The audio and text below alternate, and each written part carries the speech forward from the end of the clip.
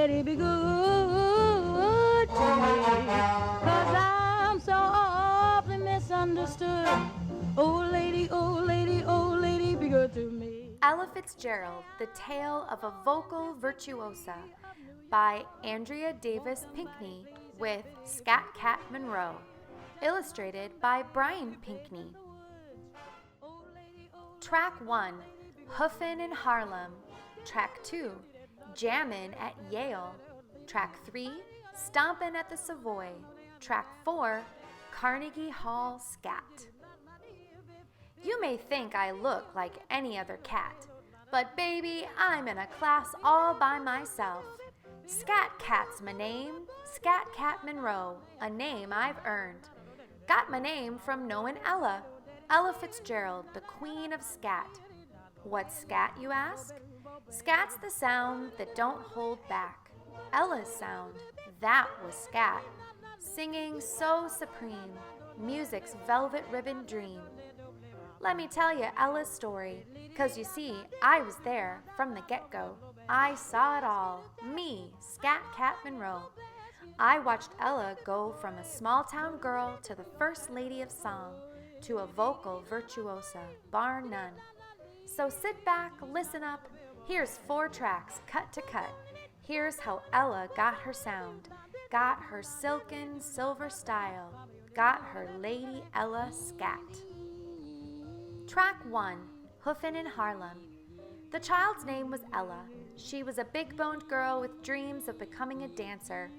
But there weren't many dance schools in Yonkers, New York, the little city where Ella Fitzgerald and her mother, Tempe, lived. Ella had her heart set on pretty stepping her way to fame, and she didn't need a dance school to do it. She taught herself to tap dance. Determination was her teacher. The sidewalk was her stage. Imagination was her spotlight.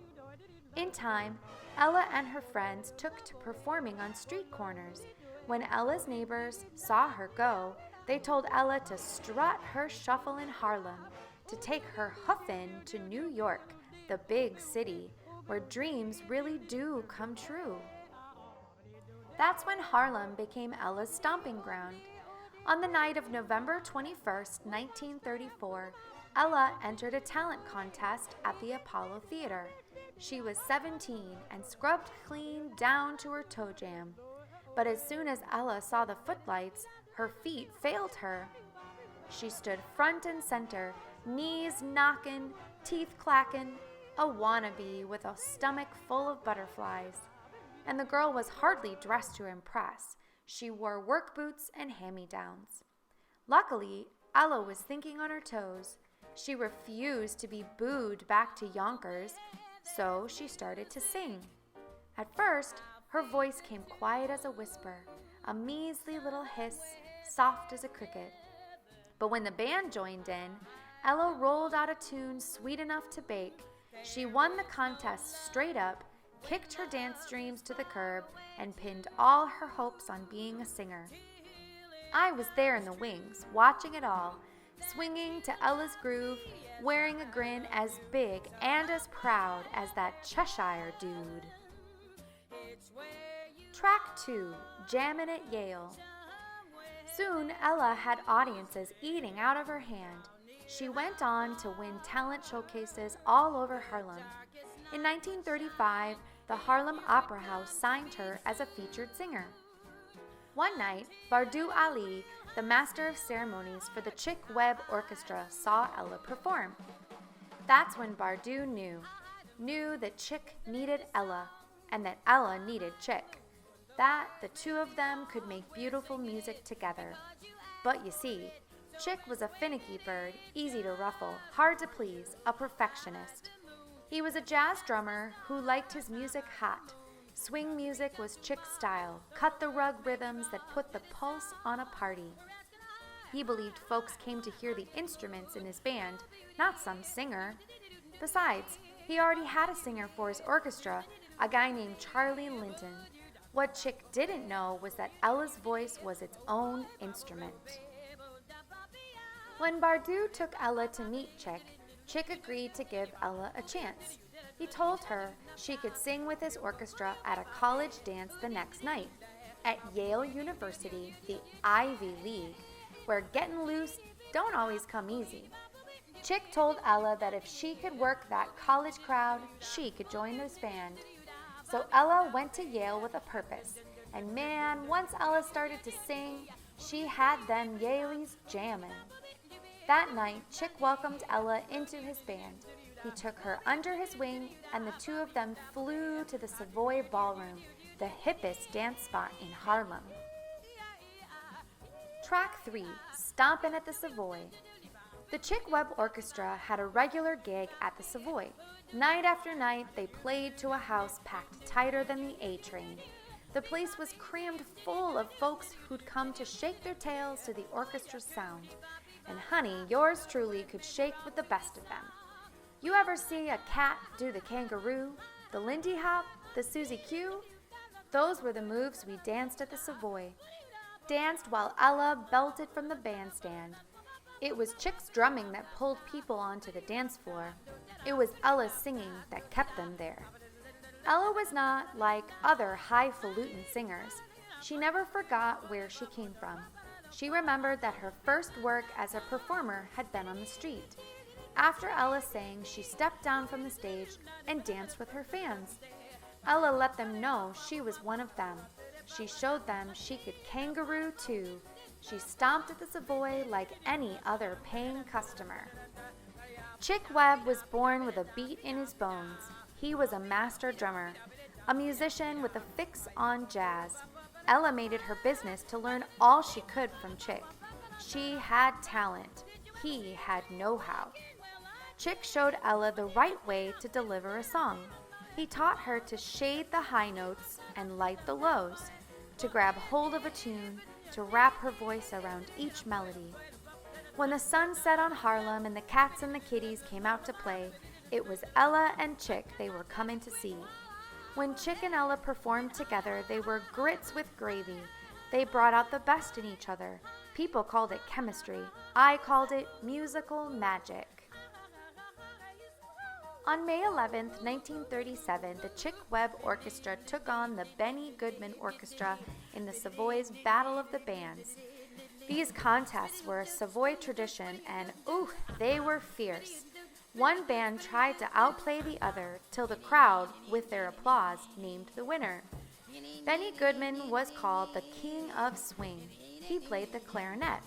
But King Benny didn't have Ella, who would someday be known as the queen of her craft, and he didn't have Chick Webb, a royal percussionist. Benny set the contest in motion. His band started with a song called Peckin'. They made the place swing, no doubt. Then Chick's band took their turn. Chick's drum solos were slammin'. They backed up Ella's vocals, which gave new meaning to the word divine. The contest was close from the get-go. Those musicians put a fever to the room.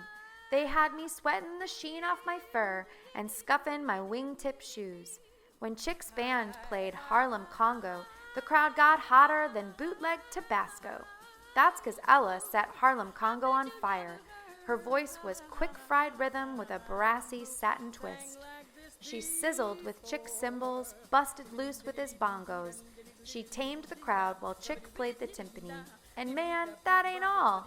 Ella worked the downbeat. She milked the backbeat. She sang like tomorrow wasn't ever gonna come. 4,000 people filled the Savoy Ballroom that night. The contest lasted 5 hours. When it was done, everybody knew who was boss. Track 4, Carnegie Hall Scat. The Savoy was Ella's stepping stone. Thanks to nightly radio broadcasts from the club, Ella was the name sittin' pretty on everybody's lips. Ella took the Chick Webb Orchestra to new heights. She was the orchestra's star attraction.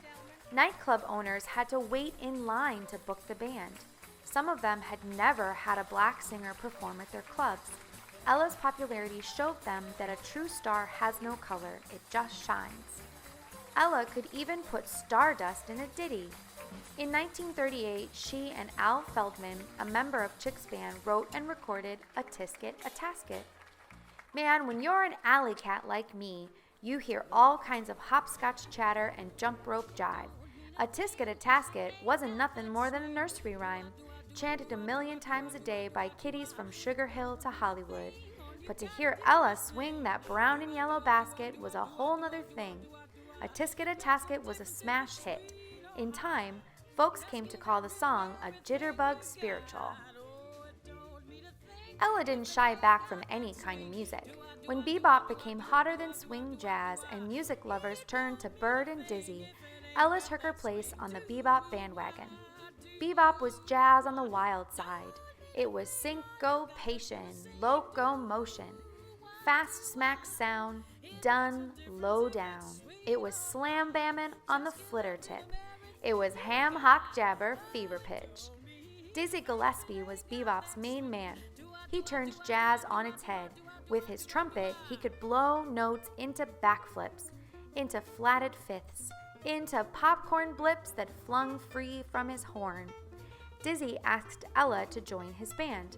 He invited Ella to give bebop a try, to improvise, to sing the ping-pong rhythms that gave bebop its sound. Ella went along for Dizzy's ride. One night, when the two of them started to jam, Ella made bebop her own. For Ella, scat singing drove bebop home. Ella used her voice in the same way Dizzy used the notes he made with his horn, like a runaway leaf flying high on the breeze. Now, when Ella performed, she let the lyrics go. She took her singing out to play. When Ella recorded How High the Moon, her scat swung to cloud 9 and back.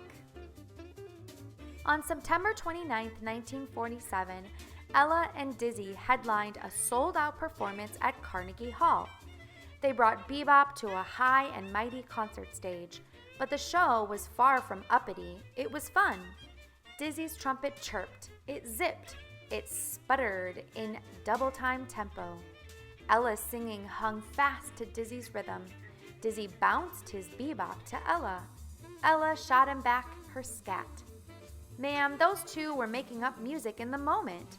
It was invention. It was frolic. It was cooler than cool. Ella put scat on the map. When she and Dizzy threw down their skippity-hop-dee-dee-bop, every soul in the place slipped into the jam.